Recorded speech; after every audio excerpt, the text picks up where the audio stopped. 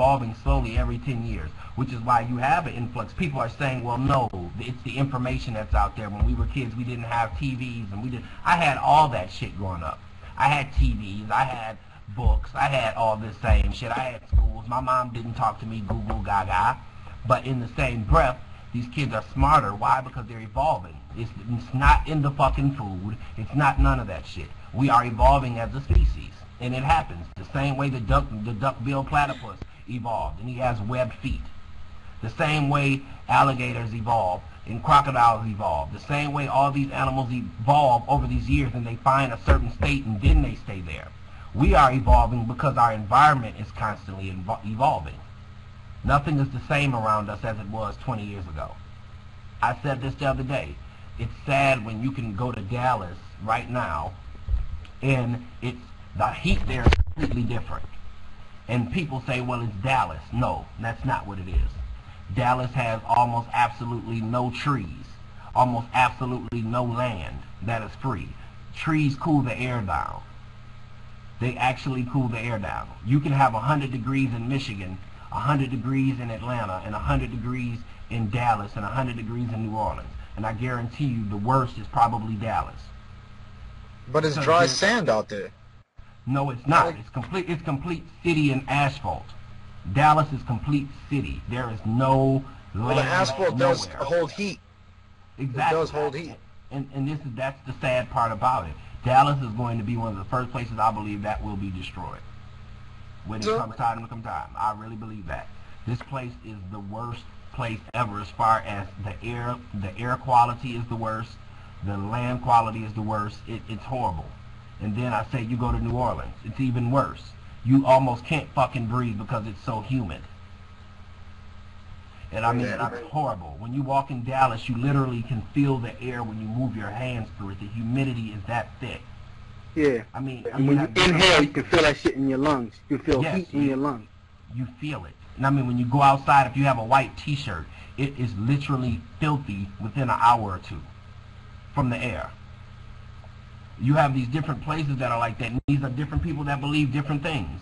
Now back to the main point, like you go to New Orleans. People don't understand when they say, oh, well, New Orleans niggas are psycho. There's a main reason for that. And I'm going to explain that to you. New Orleans is probably the biggest cesspool of incest in the United States. And a lot of people don't know this. This is the thing. If you've ever been around anyone from New Orleans, most New Orleanians have never left New Orleans, ever. They don't like Baton Rouge. They will not tell you they're from Louisiana. They will say, I am from New Orleans. Anyone from Baton Rouge or anywhere else will tell you, yeah, I'm from Baton Rouge or I'm from Louisiana. Ask someone from New Orleans. They're going to tell you, I'm from New Orleans. They do not fraternize with another city. They do not like other cities. They are very specifically in turn. New Orleans was a small parish. Most of them were related. They all came from the same tribe of either Haitians that got transported to New Orleans, or a majority of them were African slaves that were inbred with the Indians, which is where you get the quote-unquote Creole. Now, you have them all in one pot. They don't travel. They don't go anywhere. Eventually, there becomes inbreeding, because most of them from the beginning were related, which is why you have an influx of almost insane psychotic people. New Orleans is probably the most psychotic people you will ever run into. And people say it like it's crazy. No, it is literal. It is scientifically proven. That's why they wanted to destroy that city. They wanted those people out of there. Because if this inbreeding continues, you're going to have a new breed of American fucking psycho. And it's going to happen really soon. Crazy, cat. That's like the country where my dad is from. It's like that. It's like everybody there is related. Like you meet someone from there, and most likely you're related to them. Like people. But they don't know they're related because it's been so many generations of, you know, you might be my cousin and my first cousin, and then I have a cousin, and we have 5, 6 generations of kids. They don't know each other, but somewhere down there, those genes are still the same. Like all small towns, cat. That's why we have rednecks. That's why we have fucking people like that. Because a lot of these small towns, they just breed within each other. A lot of them don't go nowhere. That's why when you go over there, if you're a fucking stranger, they want to shoot you or they want to get you the fuck out. Exactly. Exactly. A lot of niggas be praising we praise like the Egyptian culture and all that, but scientists have found out that even Egyptians, they inbred a lot, which made them sick and have all types of different diseases.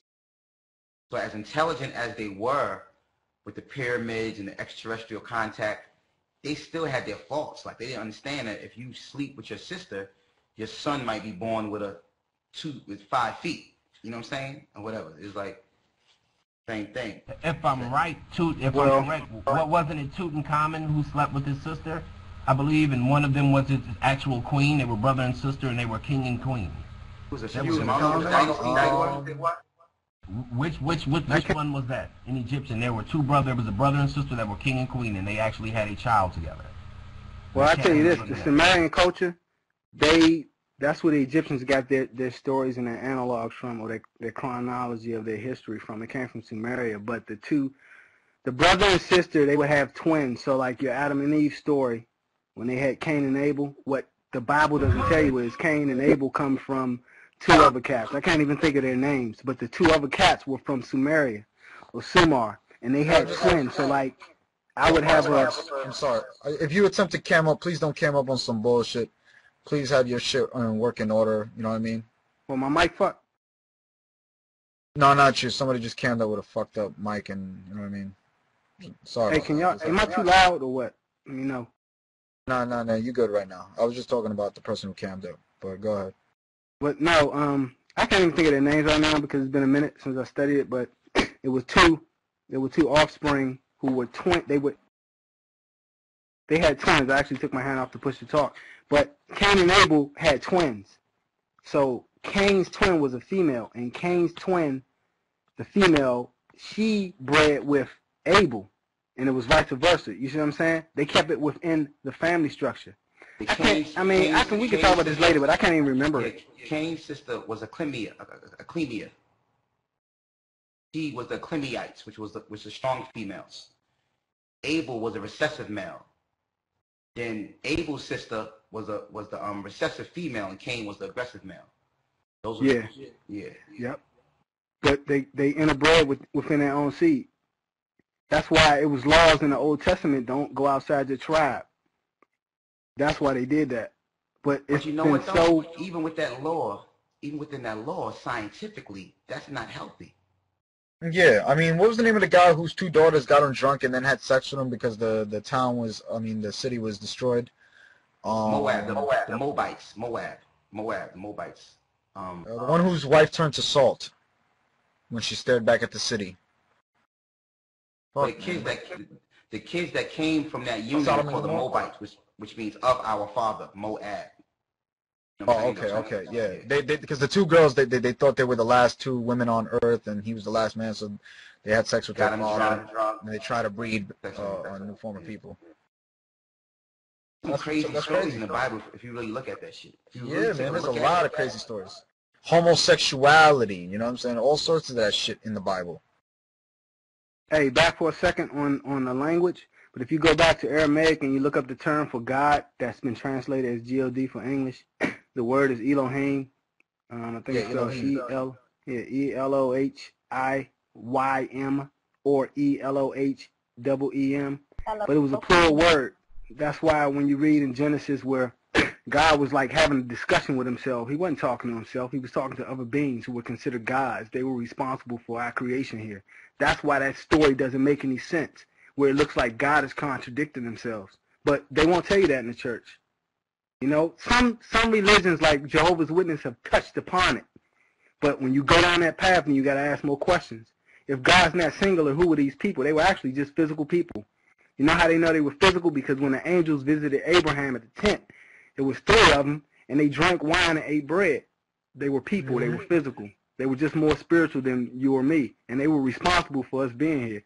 I mean, that story's throughout history. You know, I mean, Esco know about Zechariah Sitchin, studies the Sumerian culture.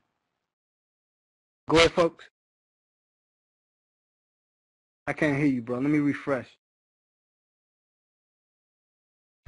I mean, that's what I say. A lot of people, if they take time to research what they're reading and what they're consuming, but what's so crazy is that most Baptists, they're the only ones that are like this. Baptists are so programmed, if you try to educate them on things like this, most of them, they will get upset and shut you down and say they don't want to hear it. That is the weirdest shit I've ever seen in my life. Yeah, that's true. I don't want to hear that. See, this is a sin. This is what they say. The devil will tell you what to say. And the devil is speaking through you. The devil is making you believe that. The devil puts all that out there. That's the sin. That's the sin right there. Calling it blasphemy. If you're asking a sincere question for your soul, how are you sinning? I want to know. I want to know who those people were that if came with questioning God's way and God's will, you're sinning. That's why. Right, I'm saying, but that's the limitation on a person who wants to learn and gain knowledge. You're telling me if I'm going to Catholic school, because I went to Catholic school, and I'm asking questions that you can't answer, don't call me a sinner, don't call me a blasphemer. That doesn't make sense to me. If they were only 3 people on the planet, you know what I'm saying? They're trying to keep me limited. You know what I'm saying? So if Cain killed Abel and it's Adam, Eve, and Abel, and Cain gets cast out of the garden, and he was scared to go to the land of Nod, and there was people over there that would have killed him, who the fuck were they? I'm going to ask that. I'm not going to have a problem with it. You know, that's my point. I'm saying, don't tell me I can't ask a question. I'm just asking a question. I want to know. I want to know who they were. Kick me out, put me in detention. You're going to put me in detention, and that's supposed to make me grow up with this concept that you're trying to program me into called religion and Christianity and the Catholic Church. I'm not buying it. You know, then I start getting answers later when I research it. Oh, that's who they were. You know what I'm saying? That's why they consider it blasphemy, because you're going to step out of bounds of their control or their program. I mean, most religions are like that to a point when you start questioning them, they want you to shut the fuck up. And I don't believe that. I think everybody should be able to ask. Yeah, huh? Your mic is really distorting. It's loud. Yeah. My bad. I don't believe in any religion that'll tell you to shut the fuck up. If you can't explore and you can't ask questions, then it's not the religion for me. And this is the thing. This is why I don't practice a religion. I am what's called, I study. I'm a follower of God, and I'm a follower of information. So when people ask me, do you believe in God? Yes, I do. Well, what is your religion? I'm a follower of God. Well, what is that, Church of God in Christ? No, bitch. I am a follower of information. I like to learn. And that's the way I look at it. Like, if I can't learn something, then, you know, it is what it is.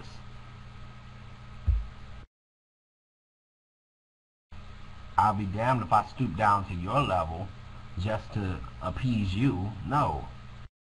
That just really eggs me when people are so caught in that whole church